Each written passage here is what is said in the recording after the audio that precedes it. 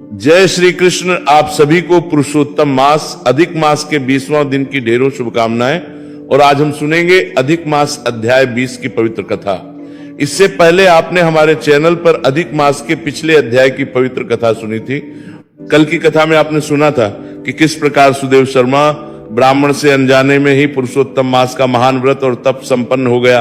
भगवान श्री हरि ने स्वयं प्रकट होकर बताया कि उनके 1 माह के अखंड उपवास, त्रिकाल स्नान और पुरुषोत्तम मास की सेवा से वे इतने प्रसन्न हुए कि मृत पुत्र शुकदेव को पुनः जीवन प्रदान कर दिया। साथ ही आपने सुना कि पुरुषोत्तम मास की महिमा के प्रभाव से सुदेव शर्मा और उनकी पत्नी ने अंततः बैकुंठ धाम की प्राप्ति की तथा अगले जन्म में राजा दृढ़धनवा और उनकी पटरानी के रूप में जन्म लिया। लेकिन अब प्रश्न यह है कि राजा दृढ़धनवा के जीवन में आगे क्या हुआ? शुक पक्षी ने उन्हें कौन सा अद्भुत ज्ञान दिया जिसने उनके जीवन की दिशा ही बदल दी? आइए आज की पवित्र कथा में इसका रहस्य जानते हैं। श्री सूत जी बोले, हे विप्रो, नारायण के मुख से राजा दृढ़धनवा के पूर्व जन्म का वृत्तांत श्रवण कर अत्यंत तृप्ति न होने के कारण नारद मुनि ने श्री नारायण से पूछा। नारद जी बोले, हे तपोधन, महाराज दृढ़धनवा ने मुनिश्रेष्ठ वाल्मीकि जी से क्या कहा, सो विस्तार सहित विनीत मुझको कहिए। नारायण बोले, हे नारद सुनिए, राजा दृढ़धनवा ने महाप्राज्ञ मुनिश्रेष्ठ वाल्मीकि मुनि की प्रार्थना कर जो कुछ कहा सो मैं कहूंगा। दृढ़धनवा बोला, मोक्ष की इच्छा करने वाले लोगों से पुरुषोत्तम मास का सेवन किस प्रकार किया जाए, क्या दान दिया जाए और इसकी विधि क्या है, ये सब संपूर्ण लोक के कल्याण के लिए मुझसे कहिए, क्योंकि आपके समान महात्मा संसार के हित के लिए ही पृथ्वी पर भ्रमण करते हैं। ये पुरुषोत्तम मास स्वयं साक्षात पुरुषोत्तम भगवान है। उस पुरुषोत्तम मास के सेवन से महान पुण्य होता है। यह बात मैंने आपके मुख से भली भांति सुनी है। मैंने पूर्व जन्म में सुदेव नामक ब्राह्मण श्रेष्ठ होकर विधि से पुरुषोत्तम मास का सेवन किया, जिसके प्रताप से मेरा मृत पुत्र उठ खचा हो गया।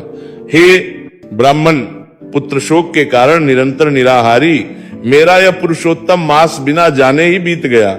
अज्ञान से हुए पुरुषोत्तम मास का ऐसा फल हुआ कि मृत्यु को प्राप्त भी शुकदेव उठ खचा हो गया। हरि भगवान के कहने पर इस अनुभूत पुरुषोत्तम मास का सेवन किया।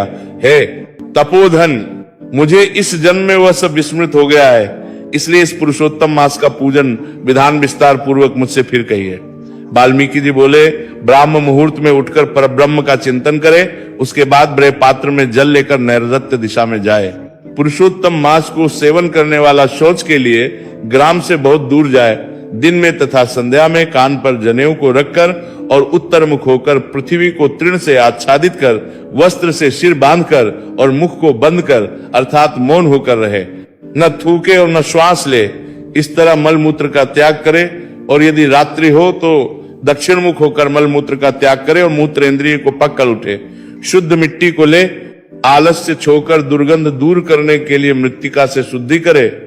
लिंग में 1 बार, गुदा में 5 बार, बाएं हाथ में 3 बार, दोनों हाथों में 10 बार मिट्टी लगावे, दोनों पैरों में 14 बार लगावे।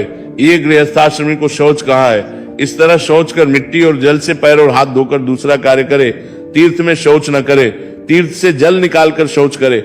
2 हाथ जल वाले गड़े को छोकर यदि अनुद्धृत जल में अर्थात तीर्थ में शौच करे तो बाद तीर्थ की शुद्धि करे, अन्यथा तीर्थ अशुद्ध हो जाता है। इस प्रकार पुरुषोत्तम का उत्तम व्रत करने वाला शौच करे। तदनंतर 16 कुल्ला अथवा 12 कुल्ला करे। मूत्र का त्याग करने के बाद 8 अथवा 4 कुल्ला गृहस्थ करे। उठकर प्रथम नेत्रों को धो डाले, दातुन ले आवे और इस मंत्र को अच्छी तरह कहकर दंत धावन करे। हे वनस्पते, आयु, बल, यश, वर्च, प्रजा, पशु, वसु, ब्रह्म ज्ञान और मेधा को मेरे लिए दो। अपामार्ग अथवा बैर की 12 अंगुल की छेद रहित दातुन कानी अंगुली के समान सोटी हो, जिसके पर्व के आधे भाग में कूची बनी हो, उस दातुन से मुख शुद्धि करे। रविवार के दिन काष्ठ से दातुन करना मना किया है, इसलिए 12 कुल्ला से मुख शुद्धि करे। आचमन कर अच्छी तरह प्रातः काल में स्नान करे। स्नान के बाद उसी समय तीर्थ के देवताओं को तर्पण के द्वारा जल देवे और समुद्र में मिली हुई नदी में स्नान करना उत्तम कहा है। बावली, कूप, तालाब में स्नान करना विद्वानों ने मध्यम कहा है और गृहस्थ को गृह में स्नान करना सामान्य कहा है। स्नान के बाद शुद्ध और शुक्ल ऐसे 2 वस्त्रों को धारण करे। ब्राह्मण कंधे पर रखे जाने वाले उत्तरीय वस्त्र को सावधानी के साथ हमेशा धारण करे। पवित्र स्नान में पूर्व मुख अथवा उत्तर मुख होकर बैठे और शिखा बांधकर दोनों जांघों के अंदर हाथों को रखे, कुश की पवित्र हाथ में धारण कर आचमन क्रिया को करे। ऐसा करने से पवित्री अशुद्ध नहीं होती है, परंतु भोजन करने से पवित्री अशुद्ध हो जाती है। इसलिए भोजन के बाद उस पवित्री का त्याग करे। आचमन के बाद गोपी चंदन की मिट्टी से तिलक धारण करे। वह तिलक ऊर्ध्वपुंड हो, सीधा हो, सुंदर हो, दंड के आकार का हो, ऐसा धारण करे। ऊर्ध्वपुंड हो अथवा त्रिपुंड हो, उसके मध्य में छिद्र बना हुए।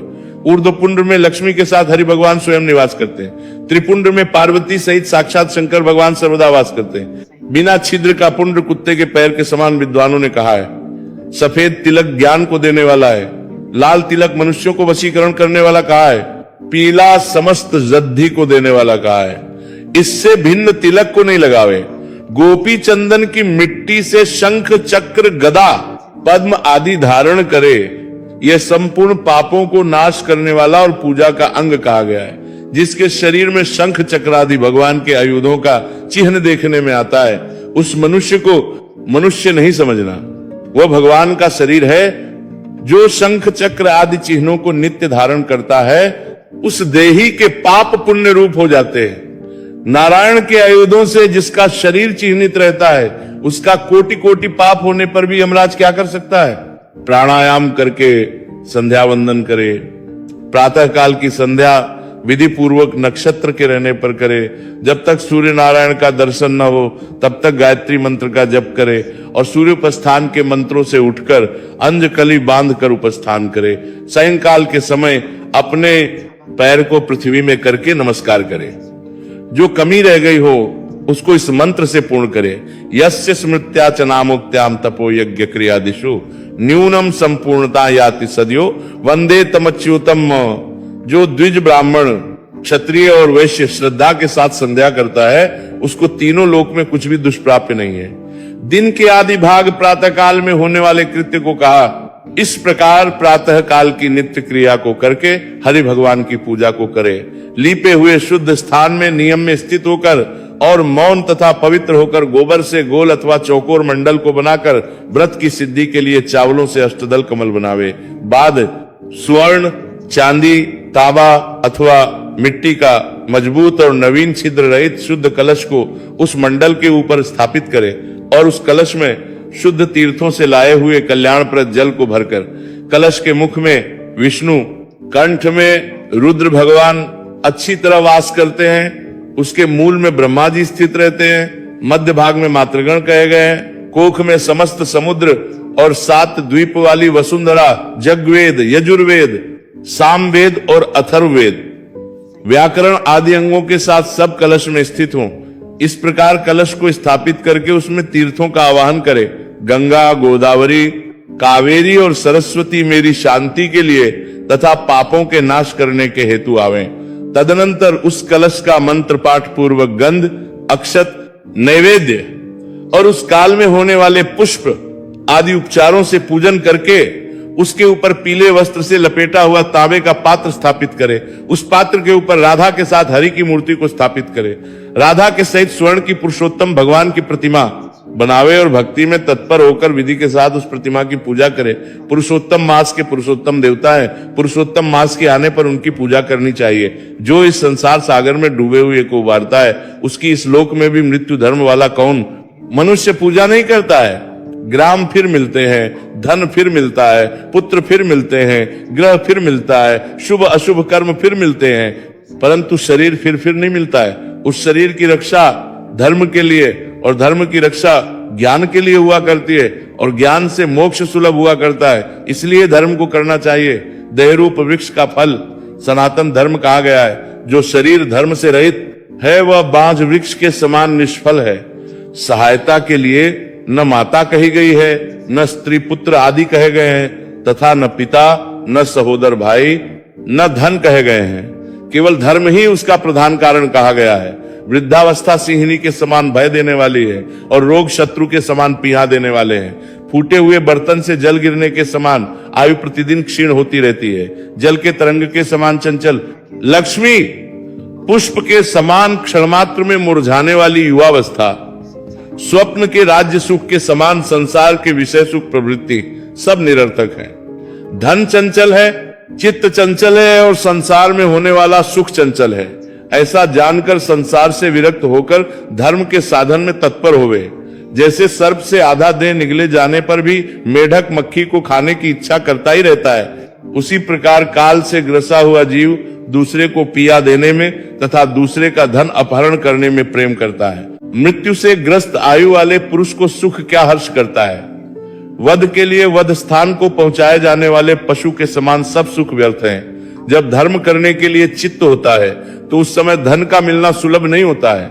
जब धन होता है तो उस समय चित्त धर्म करने के लिए उत्सुक नहीं होता है। जब चित्त और धन दोनों होते हैं तो उस समय संपात्र नहीं मिलते हैं। इसीलिए चित्त, वित्त, सत्पात्र, इन तीनों का जिस समय संबंध हो जाए उसी समय बिना विचार किए ही जो धर्म को करता है वही बुद्धिमान कहा गया है। अधिक धन के व्यय से होने वाले हजारों धर्म हैं। पुरुषोत्तम मास में थोड़े धन से महान धर्म होता है स्नान, दान और कथा में विष्णु भगवान का स्मरण करना।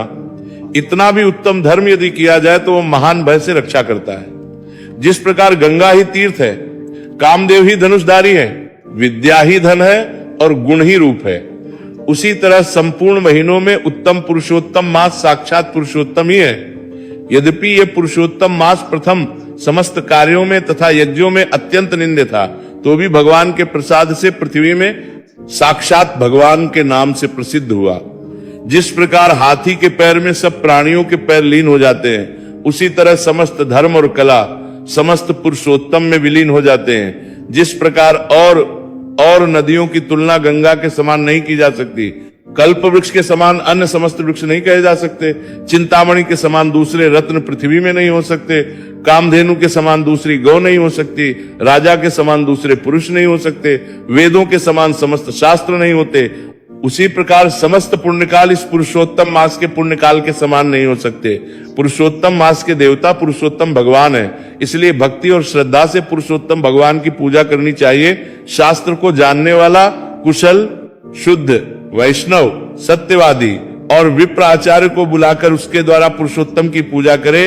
अंतःकरण में होने वाले मोह, काम, क्रोध, लोभ, मद, मात्सर्य आदि रूप बड़ी मछलियों से पूर्ण अत्यंत गंभीर वेग वाले इस संसार रूप सागर को पार करने की इच्छा करता है, वह इस भारतवर्ष में आदि देवता पुरुषोत्तम भगवान का अच्छी तरह पूजन करे।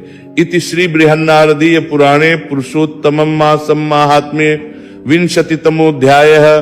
प्रिय भक्तों, कल की कथा में आपने सुना था कि पुरुषोत्तम मास की महिमा के प्रभाव से सुदेव शर्मा को भगवान श्री हरि की कृपा प्राप्त हुई, मृत पुत्र को जीवन मिला और अंततः वैकुंठ धाम की प्राप्ति हुई। उस दिव्य कथा ने हमें बताया कि भगवान की भक्ति और पुरुषोत्तम मास का पुण्य मनुष्य के जीवन को कैसे बदल सकता है। लेकिन क्या आपने कभी सोचा है कि स्वयं भगवान विष्णु कौन है? यह संपूर्ण सृष्टि कहां से आई, इसका पालन कौन करता है और प्रलय के समय यह सब किसमें लीन हो जाता है?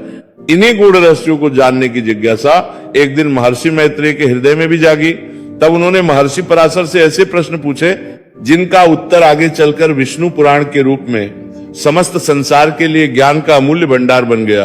तो आइए अब आरंभ करते हैं श्री विष्णु पुराण के प्रथम अध्याय की पावन कथा, जहां सृष्टि के आदि रहस्य और भगवान श्री हरि की अनंत महिमा का दिव्य वर्णन प्रारंभ होता है। श्री सूत जी बोले, मैत्रेय जी ने नित्य कर्मों से निवृत्त हुए मुनिवर पराशर जी को प्रणाम कर एवं उनके चरण छूकर पूछा, हे गुरुदेव, मैं आप ही से संपूर्ण वेद, वेदांग और सकल धर्म शास्त्रों का क्रमशः अध्ययन किया है।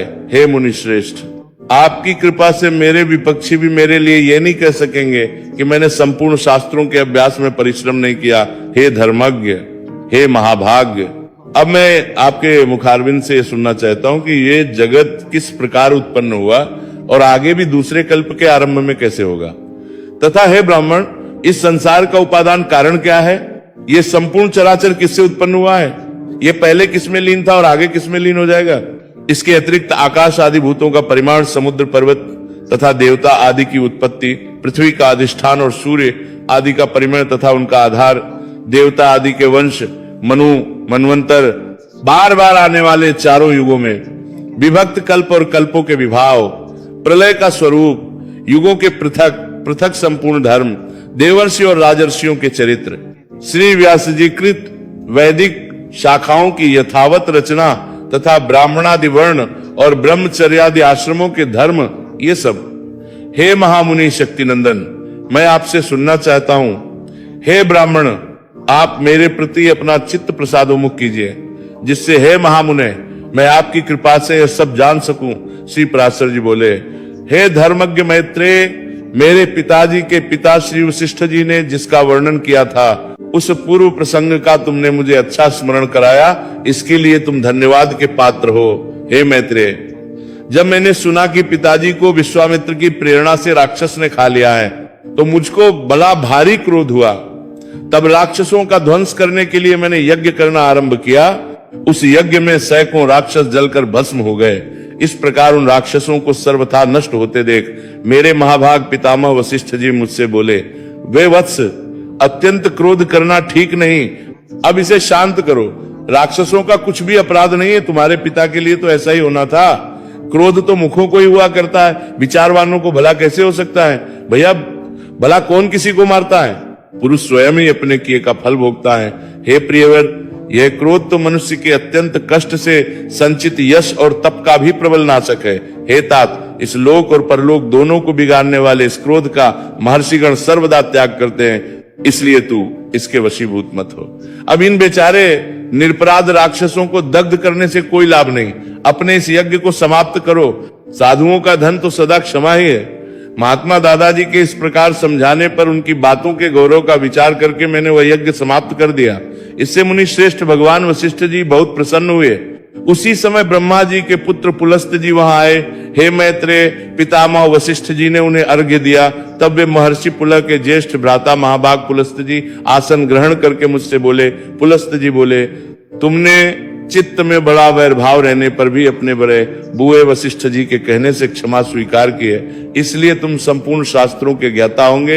हे महाभाग, अत्यंत क्रोधित होने पर भी तुमने मेरी संतान का सर्वथा मूलोच्छेद नहीं किया, अतः मैं तुम्हें एक और उत्तम वर देता हूं। हे वत्स, तुम पुराण संहिता के वक्ता होंगे और देवताओं के यथार्थ स्वरूप को जानोगे तथा मेरे प्रसाद से तुम्हारी निर्मल बुद्धि, प्रवृत्ति और निवृत्ति भोग और मोक्ष के उत्पन्न करने वाले कर्मों में नहीं संदेह हो जाएगी। पुलस्त जी के इस तरह कहने के अनंतर फिर मेरे पितामह भगवान वशिष्ठ जी बोले, पुलस्त जी ने जो कुछ कहा है वह सभी सत्य होगा। हे मैत्रेय, इस प्रकार पूर्व काल में बुद्धिमान वशिष्ठ जी और पुलस्त जी ने जो कुछ कहा था वह सब तुम्हारे प्रश्न से मुझे स्मरण हो आया है। अतः हे मैत्रेय, तुम्हारे पूछने से मैं उस संपूर्ण पुराण संहिता को तुम्हें सुनाता हूं। तुम उसे भली प्रकार ध्यान देकर सुनो। यह जगत विष्णु से उत्पन्न हुआ है, उन्हीं में स्थित है, वे ही इसकी स्थिति और लय की करता है तथा यह जगत भी वही है। भक्तों, आज की पावन कथा में आपने सुना कि किस प्रकार महर्षि मैत्रेय ने जगत की उत्पत्ति, पालन और प्रलय के रहस्यों को जानने के लिए महर्षि पराशर से प्रश्न किए। आपने यह भी सुना कि महर्षि पराशर को यह दिव्य पुराण सुनाने का अधिकार कैसे प्राप्त हुआ और महर्षि पुलस्त ने उन्हें कौन सा अद्भुत वरदान दिया। अंत में महर्षि पराशर ने यह भी दिव्यात सुनाने का, उन्हें प्रश्न के लिए दिव्य पुराण सुनाने का अधिकार कैसे प्राप्त हुआ। महान सत्य प्रकट किया कि यह संपूर्ण जगत भगवान श्रीहरि विष्णु से ही उत्पन्न होता है, उन्हीं में स्थित रहता है और अंत में उन्हीं में लीन हो जाता है। लेकिन अब प्रश्न यह है कि जब सृष्टि के पहले कुछ भी नहीं था, तब केवल भगवान विष्णु किस स्वरूप में विद्यमान थे, ब्रह्मा जी की उत्पत्ति कैसे हुई और इस संपूर्ण ब्रह्मांड की रचना का प्रारंभ आखिर किस प्रकार हुआ। इन अद्भुत और रहस्यमयी प्रश्नों के उत्तर हमें विष्णु पुराण के अगले अध्याय में प्राप्त होंगे। इसलिए कल की इस दिव्य कथा को सुनना बिल्कुल न भूलें, क्योंकि कल हम जानेंगे सृष्टि के आदिकाल का वह रहस्य जिसे सुनकर ऋषि मुनि भी विस्मित रह गए थे। तब तक के लिए बोलिए श्रीमन नारायण भगवान की जय, श्री विष्णु भगवान की जय। भगवान पुरुषोत्तम सब पर कृपा करें। हरे कृष्ण।